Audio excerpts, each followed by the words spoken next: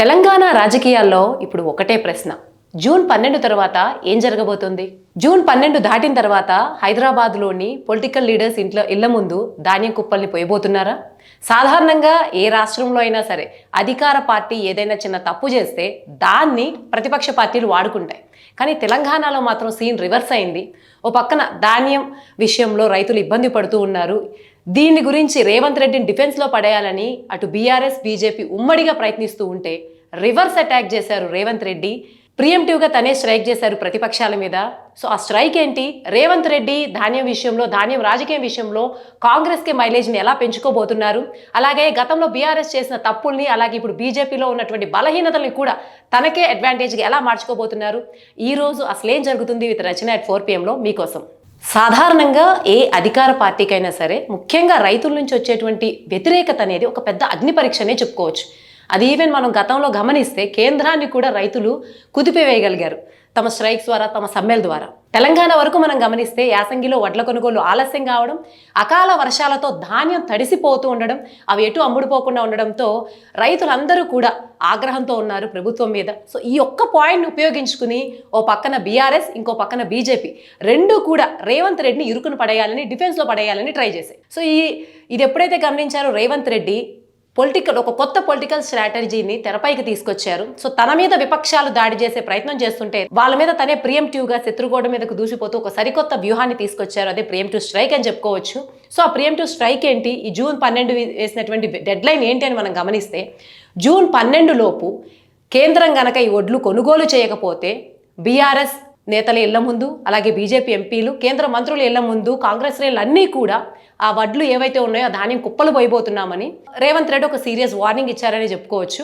రాష్ట్ర ప్రభుత్వం ప్రతి గింజని రైతు నుంచి కొంటూ ఉంటే కేంద్రం మాత్రం FCI ద్వారా వడ్లు లిఫ్ట్ చేయడం లేదని, ఇదంతా కూడా కేంద్ర ప్రభుత్వం బలమైన నరేటివ్ని కూడా ముఖ్యమంత్రి రేవంత్ రెడ్డి ప్రజల్లోకి తీసుకెళ్లగలుగుతున్నారు. సరే, ప్రతిపక్షాలు ఏదైనా చెప్పినప్పుడు పాలక పార్టీలో ఎవరైతే ఉంటారో వాళ్ళని డిఫెండ్ చేసుకోవడానికి ఏదైనా చెప్పొచ్చుగాక. కానీ రేవంత్ రెడ్డికి ఉన్నటువంటి స్ట్రాంగ్ ఆయుధాలేంటి ఈ విషయంలో అని చూసుకుంటే ముఖ్యంగా 2 పాయింట్స్ కనిపిస్తున్నాయి. First data politics. ఇప్పుడు రేవంత్ రెడ్డి ప్రకటించింది కేవలం వ్యాఖ్యల యుద్ధం కాదు, ఒక డేటా వార్ అని చెప్పుకోవచ్చు. ఈ డేటా వార్ ఏంటంటే రేవంత్ రెడ్డి కేవలం మాటలకే పరిమితం కాలేదు, లెక్కలు కూడా తెరపైకి తీసుకొచ్చారు. అంటే వివిధ రాష్ట్రాల్లో బీజేపీ ఎంత శాతం ధాన్యం కొనుగోలు చేస్తుంది, దాన్ని తెలంగాణతో పోల్చేటువంటి శాతాలతో సహా ఆయన క్లియర్ పిక్చర్ ఇచ్చారు. ఆ వివరాల్లోకి వెళ్తే కేంద్రం వివిధ రాష్ట్రాల లెక్కలు కనుక మనం గమనిస్తే పంజాబ్ నుంచి 86% ధాన్యాన్ని బీజేపీ కొనుగోలు చేస్తుంది ప్రభుత్వం.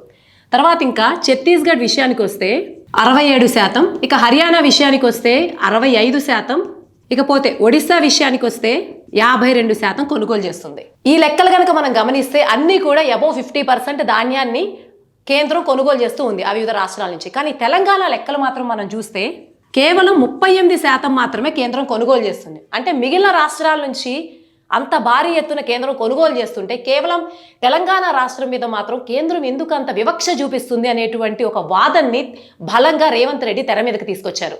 రైతులకి కనీస మద్దతు ధర ప్రకటించడం ఒక్కటే కాదు, అలాగే రాష్ట్రంలో ఉన్న ప్రతి ధాన్యపు గింజని కొనాల్సిన బాధ్యత కూడా కేంద్రం మీదే ఉంది అని కూడా రేవంత్ రెడ్డి ఇంకోవైపు కౌంటర్ ఆర్గ్యూ చేస్తూ ఉన్నారు. దీంతో పాటు ఇంకో లెక్క కూడా చెప్తున్నారు. ఇప్పటి వరకు రేవంత్ రెడ్డి ప్రభుత్వం ఏదైతే ఉందో రైతుల దగ్గర నుంచి దాదాపు 62 లక్షల మెట్రిక్ టన్నుల ధాన్యం కొనుగోలు చేసిందని, ఇంకా ఎంతున్నా సరే ప్రతి గింజ కూడా కొనుగోలు చేయడానికి రాష్ట్ర ప్రభుత్వం సిద్ధంగా ఉందని కూడా చెప్పారు. సో ఓవరాల్గా చూస్తే రేవంత్ రెడ్డి ఇక్కడ చేసింది డేటా వార్. దీన్ని ఎవరు డినై చేయలేరు, ఈ పర్సంటేజెస్ని డినై చేయలేరు. ఈ పర్సంటేజెస్ ఎప్పుడైతే ప్రజల్లోకి బలంగా వెళ్తాయో రేవంత్ రెడ్డి చూపినటువంటి లెక్కల ప్రకారం మిగతా రాష్ట్రాల మధ్య అంత బాగా కొనుగోలు చేస్తున్నప్పుడు తెలంగాణ పట్ల వివక్ష చూపిస్తున్నారన్న ఫీలింగ్ అయితే రేవంత్ రెడ్డి బిల్ చేయగలరు. ఫస్ట్ ది డేటా వార్ అయిపోయింది. ఇప్పుడు బీఆర్ఎస్ని బీజేపీని డిఫెన్స్లో పడేయడానికి రేవంత్ రెడ్డి వాడుకుంటున్నటువంటి ఇంకో ఆయుధం ఏంటంటే గత ప్రభుత్వ వైఫల్యాలు ప్రజలకు మళ్ళీ గుర్తు చేయడం. గతంలో కేసీఆర్ రైతుల పట్ల ప్రవర్తించిన తీరు ఇప్పుడు రేవంత్ రెడ్డికి దాదాపుగా ఒక బ్రహ్మాస్త్రంగానే ఉపయోగపడుతుందని మనం అనుకోవచ్చు. ఎందుకంటే గతంలో కేసీఆర్ ఒక స్టేట్మెంట్ చేశారు, అది వరి వేస్తే ఉరి. ఈ స్టేట్మెంట్ ఎప్పుడైతే కేసీఆర్ ప్రభుత్వం నుంచి వచ్చిందో వరి రైతులు అది చాలా ఆగ్రహానికి గురైంది.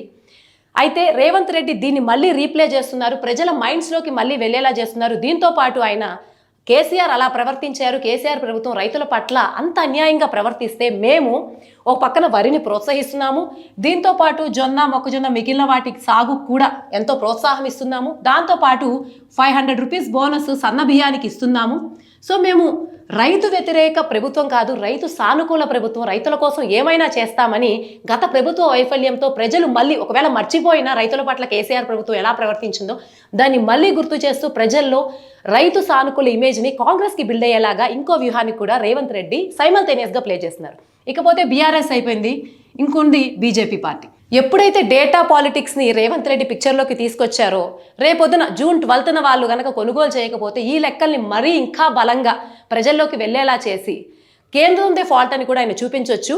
ఇది బీఆర్ఎస్ పార్టీ అయిపోయింది. ఇక బీజేపీ పార్టీకి వస్తే బీజేపీ రాష్ట్ర అధ్యక్షుడు కిషన్ రెడ్డి ఒక కమెంట్ చేశారు. కేంద్రం తెలంగాణ నుంచి కేవలం 52 లక్షల మెట్రిక్ టన్నులు మాత్రమే సేకరిస్తుంది అనేటువంటి కమెంట్ చేశారు. దీన్ని కూడా రేవంత్ రెడ్డి వ్యతిరేకించారు. 52 లక్షల మెట్రిక్ టన్నులకే పరిమితం అయితే ఎట్లా, ప్రతి గింజ మేము కొనడానికి సిద్ధంగా ఉన్నాం, సో దాన్ని తీసుకోవడానికి ఎఫ్సీఐ ద్వారా లిఫ్ట్ చేయడానికి కేంద్రం కూడా రెడీ కావాలి అంటే బీఆర్ఎస్ ఏమో గత వైఫల్యాలు గుర్తు చేయడం, ఇంకో పక్కన బీజేపీ ఏదైతే నెంబర్ చెప్పిందో ఆ నెంబర్తో సరిపోదు, మొత్తం నెంబర్ లిఫ్ట్ చేయాల్సిందే అని స్టేట్మెంట్ ఇవ్వడం. అంటే ఒకేసారి బీఆర్ఎస్ని బీజేపీకి ఒకేసారి చెక్ పెట్టేటువంటి స్టేట్మెంట్ అండ్ అనౌన్స్మెంట్తో రేవంత్ రెడ్డి వచ్చారని అనుకోవచ్చు. ఇప్పుడు అసలు విషయానికి వద్దాం. అసలు జూన్ 12 అసలు వ్యూహం ఏంటి? ఎలాగూ పాలక పార్టీలో ఉన్న వాళ్ళు ఇలాంటి స్టేట్మెంట్స్ చేస్తారు. మరి రేవంత్ రెడ్డి ఈ వ్యూహం వల్ల కాంగ్రెస్ పార్టీకి రేవంత్ రెడ్డికి వచ్చేటువంటి మైలేజ్ కానీ పాజిటివ్ పాయింట్స్ ఏంటో ఇప్పుడు చూద్దాం. జూన్ 12 ఒకవేళ జూన్ 12 లోపు దీన్ని కేంద్రం సీరియస్గా తీసుకుని కొనుగోలు చేస్తే రేవంత్ రెడ్డి ఇలా నెరేటివ్ బిల్డ్ చేయొచ్చు.